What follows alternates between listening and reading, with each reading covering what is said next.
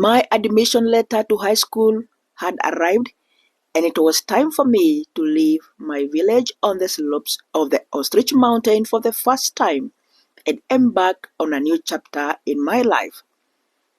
I did not know what to expect at my new boarding school. In the village, I went to school every day, leaving home early in the morning and returning late in the afternoon after school. Joining high school was a promotion, and I would not be returning home for a while.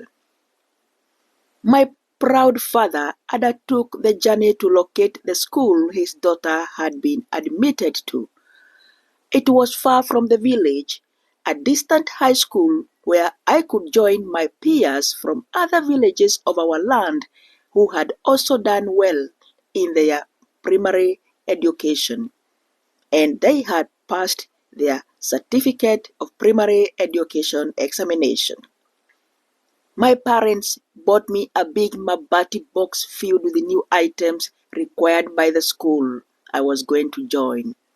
I was excited and anxious too, because I had never left our village to travel to the unknown, where I was expected to be away from home for 3 months before returning for holidays.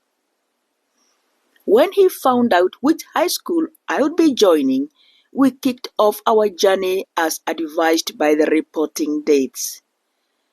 With my father, who bore the weight of my heavy Mabati box, we started our journey very early in the morning, the day I was supposed to report to my new school. We headed to the big city of the land, which the villagers referred to as Geshuka. Don't ask me what that means, because even to this day, and as a fully grown adult, I do not know why the villagers gave it that name.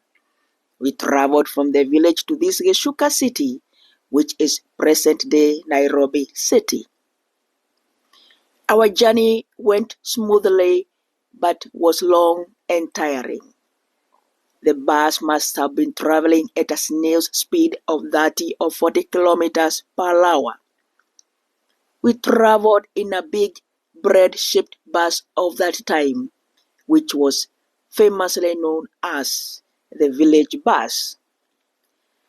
The bus would make stops now and then, and at every stop, street market vendors would invade the bus with all kinds of merchandise, including ripe bananas, sweets, baked snacks, and even live chicken.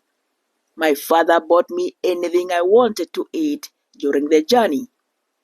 We arrived in Nairobi in the afternoon. Being in a big city for the first time was not an easy experience. Even my own father got confused, so we ended up taking the wrong direction and heading to the wrong school, which had a name almost similar to the one I had been admitted to. Upon reaching our destination, the administration politely informed us that we were at the wrong school and that we had to continue to the right one, a journey that would take more than 2 hours. Finally, we found the school where I was to spend 4 years of my teenage life. The admission time was almost over because we arrived after 5 p.m. When my father explained the reason why we were late, the school administration understood, and I was formally admitted to my new school. How my father got back to the village that day, I cannot tell, because the village was many hours from my new school, and the darkness was setting in. Anyway, my father left me and returned to the village.